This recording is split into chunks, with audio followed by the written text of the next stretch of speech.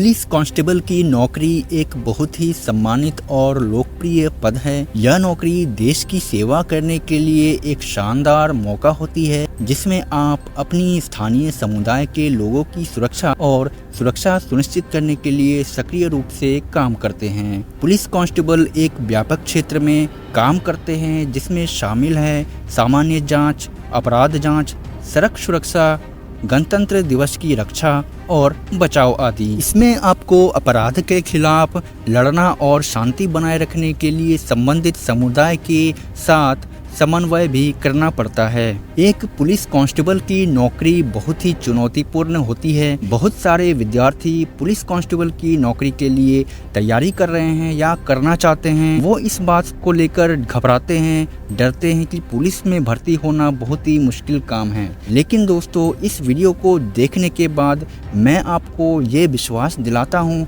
कि आप 100% police constable की परीक्षा में पास हो जाएंगे।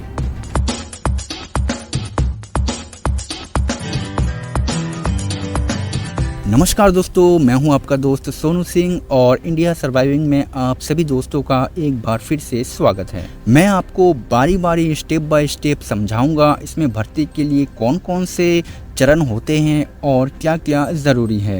इस वीडियो को देखने के बाद आपके मन में जो भी शंका है वो पूरी तरह से क्लियर हो जाएगा और आपको पुलिस कांस्टेबल की तैयारी करने में भी बहुत ही ज़्यादा मदद मिलेगी। तो आइए शुरू करते हैं और सबसे पहले जानते हैं इसमें होने वाले परीक्षा के बारे में। पुलिस कांस्टेबल भर्ती के लिए परीक्षा अनेक चरणों में आयोजित की जाते हैं। लिखित परीक्षा, शारीरिक परीक्षा यानी कि फिजिकल एग्जाम और मेडिकल टेस्ट। इन 3 परीक्षाओं को अगर आपने निकाल लिया तो समझिए कि आप पुलिस में भर्ती हो गए।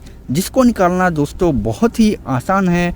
मैं आपको आगे भी बताऊंगा कि किस तरह से इसको निकालना बहुत आसान है। उसके बाद मेरिट लिस्ट में आपका नाम आ जाता है।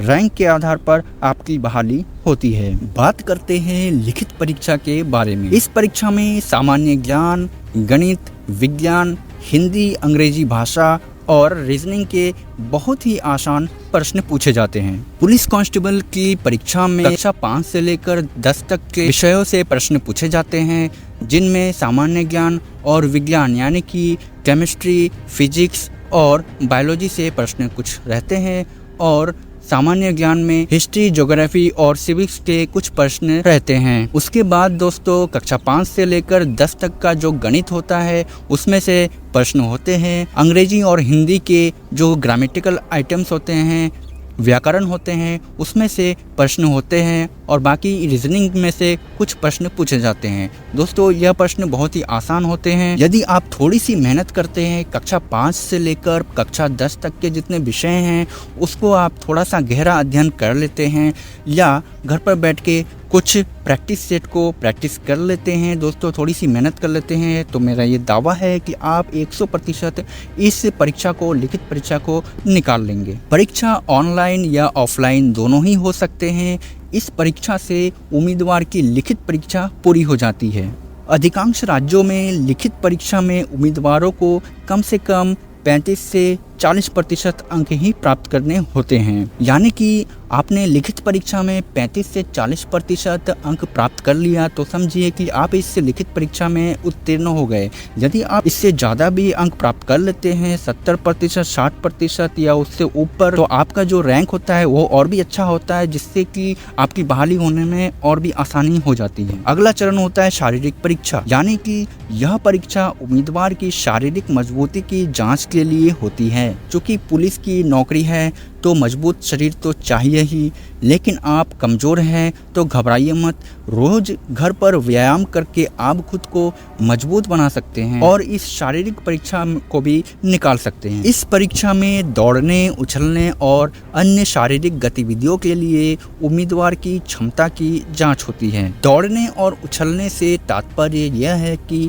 इस परीक्षा में आपको हाई जंप और लॉन्ग जंप भी करवाया जाता है और गतिविधियों को रिकॉर्ड किया जाता है। इसके लिए आप अगर घर पर भी मेहनत करते हैं, अगर आप खेलकूद करते हैं, क्रिकेट, फुटबॉल या दूसरे क्रियाकलापों को करते हैं, खेलने का अभ्यास करते हैं, तो आप जो है इस परीक्षा को भी पास कर सकते हैं आसानी से। इसमें 1000 या 1500 मीटर की दौड़ शामिल होती है, जो कि उतना मुश्किल भी नहीं है जितना आप सोच रहे हैं। यदि आप घर पर रोज सुबह 15 से 20 दिन तक भी रोज दौड़ने का अभ्यास करते हैं तो आप जो है इस परीक्षा को भी आप आसानी से निकाल सकते हैं। तीसरा चरण है दोस्तों मेडिकल टेस्ट। इस टेस्ट में आपकी आंखें, आपके कानों की जांच की जाती है, आपके अंदर कोई अंदरूनी बीमारी तो नहीं है, इस बात की पुष्टि की जाती है। दोस्तों, यदि कोई अंदरूनी बीमारी रहेगी तो पुलिस की ड्यूटी करने में आपको असुविधा हो सकती है, इसीलिए मेडिकल जांच किया जाता है, मेडिकल टेस्ट किया जाता है। इस टेस्ट के हो जाने के बाद फाइनल मेरिट लिस्ट आता है, जिसमें आपके द्वारा दिए गए सभी परीक्षाओं के मार्क्स को जोड़कर आपका एक विशेष रैंक आता है। यदि आपका रैंक अच्छा रहा तो उस रैंक के अनुसार आपकी बहाली होती है। दोस्तों, आइए अब बात करते हैं योग्यता की। तो मैं आपको एक बात बता दूं कि पुलिस कांस्टेबल बनने के लिए कोई खास शैक्षिक योग्यता की आवश्यकता नहीं होती है। 10वीं या 12वीं की डिग्री होने से आप आवेदन कर सकते हैं।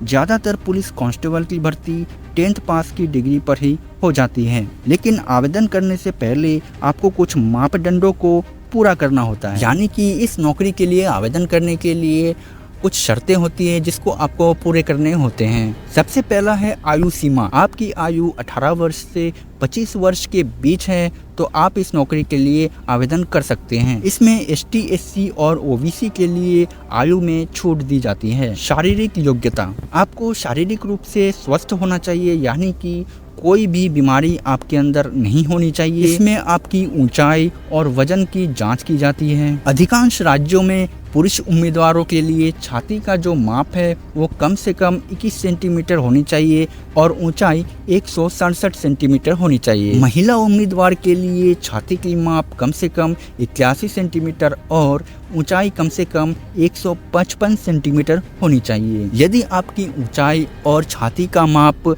1 सेंटीमीटर कम भी है तो घबराने की कोई ज़रूरत नहीं है।